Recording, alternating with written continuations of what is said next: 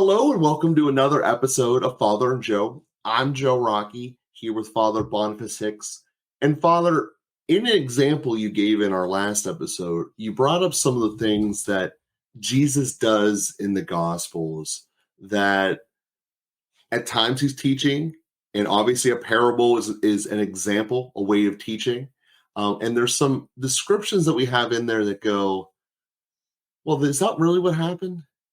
Or it's described in a way that made sense to the people who were writing it, but reading it now, maybe it would say something different in our modern context. And I bring this up because there's a number of different times that reading portions of the gospel, it shows kind of some depths or strains that Jesus is going through, but can easily be just glossed over. And one of the ones that came apart me was the stress that he was undergoing through this. And there are a number of times when it says he left his disciples early in the morning and went out and fasted in prayer. I guess the most notable example of that is Holy Thursday. That was at night, but the core concept being he seems as though, if you look at it, was stressed a lot and probably didn't have the great sleeping pattern on a pillow or a pillow top bed that many of us get to enjoy in a nice, quiet, stable, warm room.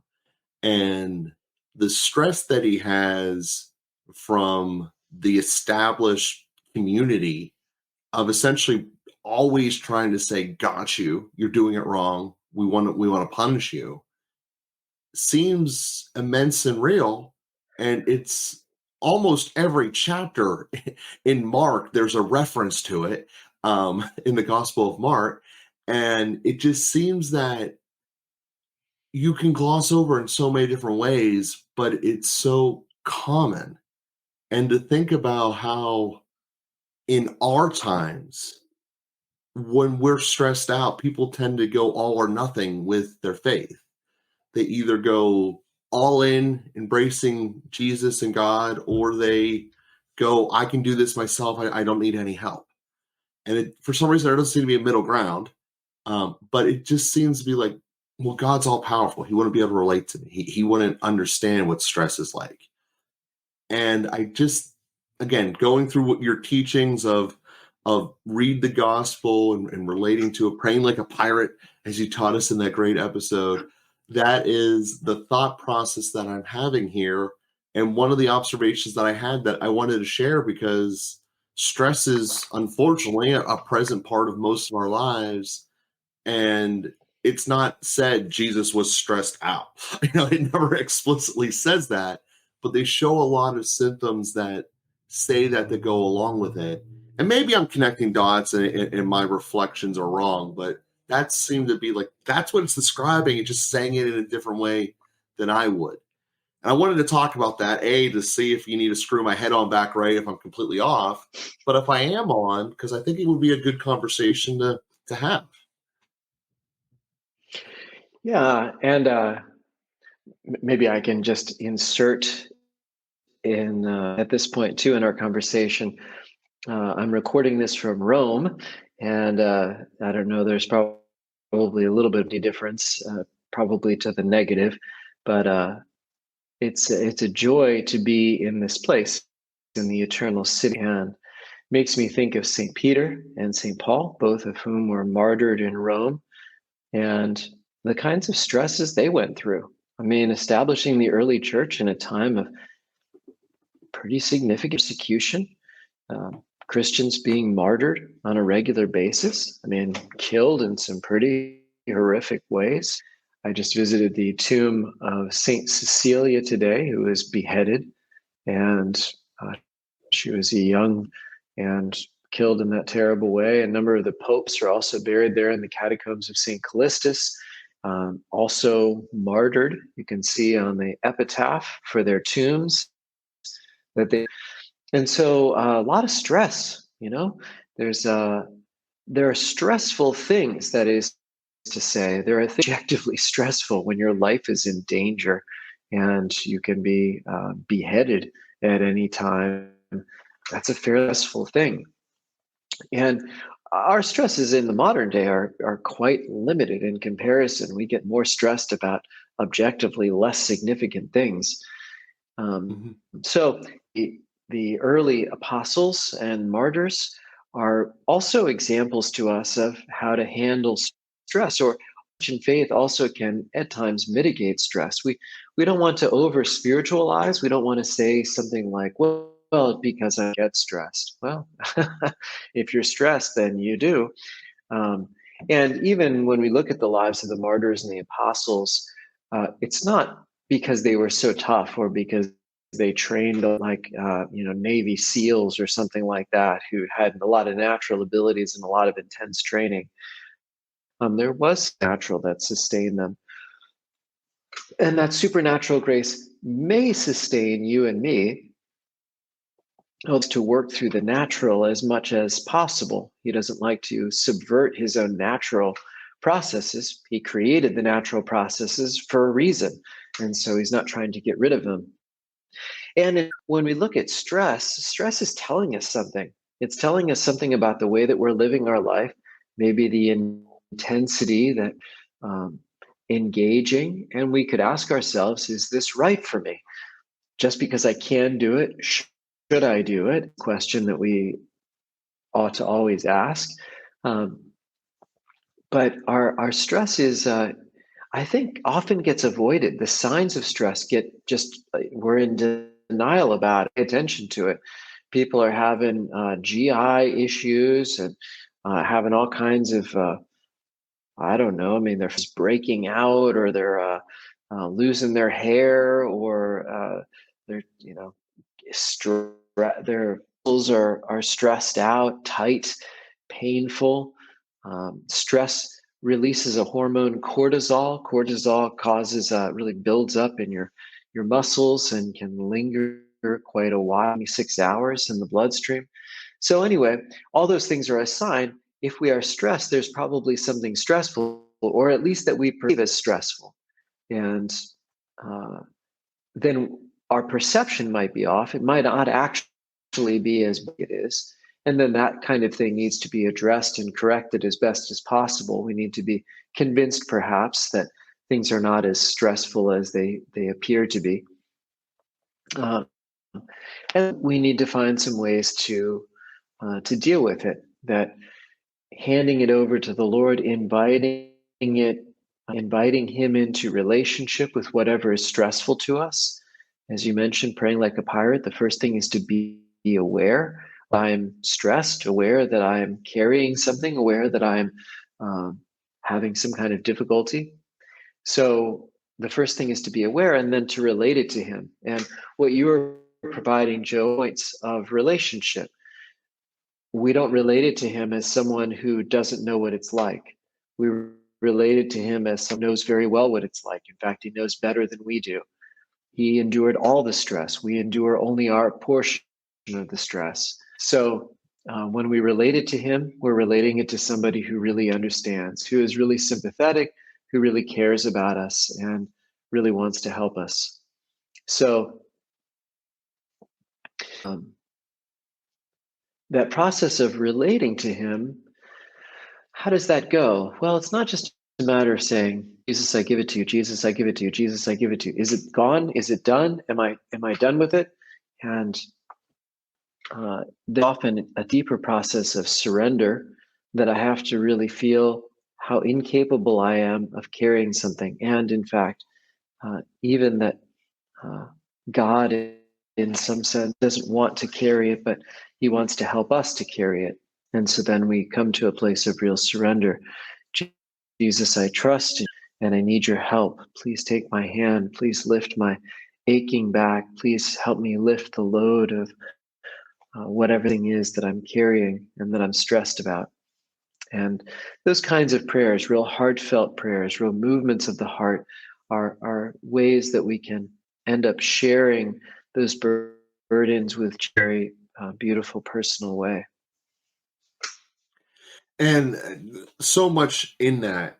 And one of the observations I want to share, and you can push back on this if you feel it's wrong, but the way that I view stress is in a relationship format. And it's the way I view it is your present self not liking what you perceive your future self to be. And that essentially being the origin of stress.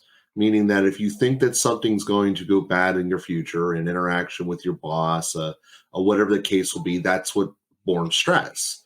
And you put out a very good point there that a big part of that mechanism, that process inside our brains is the perception of what will happen. And this might be because of the way that our world is. As you mentioned before, we don't have these types of groundbreaking significant problems. There's not someone in charge that says, because I heard a message I didn't like hearing, I'm going to kill every kid who's younger than 3 years old.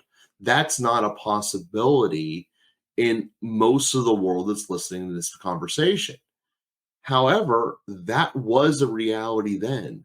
So when we look at what we have in terms of could be stressful, we're turning a lot of things and the big scheme of things are not the end of the world. Now, yes, we do live in a world with consequences. If you don't pay your electric bill, the lights do get turned off. There are consequences in our world. I'm not trying to say that there's not and we should ignore them. However, we don't live also in a world that is nearly in that type of environment, human speaking. So when we look at this, how do we reorient ourselves in terms of that perspective method? You gave a very good answer of how to actually surrender to God and answering my part two before I even asked it.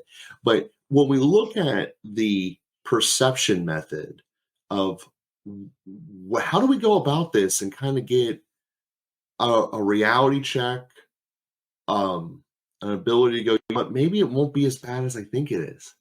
He's going to get yelled at me. What's the worst case scenario? I get fired from this job and I go get a new one. I still have the same skill set. I still have this talent. I can just perceivably someone else that would want it. So what is really the worst case scenario here?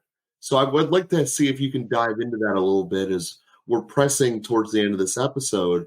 And I think it's something that's so important, getting that perception right. Yeah, we may be catastrophize, and we may do that over certain things instead of other things, and that's going to depend on a couple of factors. One is kind of our natural constitution. Some responsible, they are anxious about doing the right thing. It's going to depend on our own pattern of woundedness. When a father figure yelled at us, even hurt us in significant ways, then our fear of being hurt by a father figure is to persist, at least until there's maybe some healing there. It may persist less, some healing, but that could transfer over to a priest or a coach or an uncle or a big brother or some. But the approval or disapproval of certain key figures in our life just means a lot, and so that has a particularly high weight for us. So yeah, what are the worst things that are going to happen? You could go to jail, I suppose. You could end up being it is interesting to push things into worst cases. Sometimes you can get too creative. I always think of one of these torture techniques. They buried somebody up to their neck and let them be eaten alive by ants. It's like, oh gosh, I mean, how bad can it get? You can come up with some pretty horrific things, as it turns out, to torture and kill human beings, which is its own pretty sick thing, real malevolence. But the stakes are usually quite a bit lower. I mean, at the extreme level, we lose a job, we lose a ship. At the extreme level, we lose our family, we lose our house, we lose our health. Those kinds of things, which are pretty significant. Those are a big deal, and we shouldn't underplay those. Uh, and at the same time, while there's life, there's an opportunity for conversion and an opportunity for growth, and so that also, and we should take that into account. Yeah. So, what's the worst thing that'll happen is a good question to ask, and that's going to be different depending on different circumstances. And at the end of the day, it's usually just something that's material, that's passing.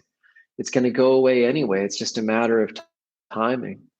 Is it going to go away sooner rather than later? Well, is that really that big a deal?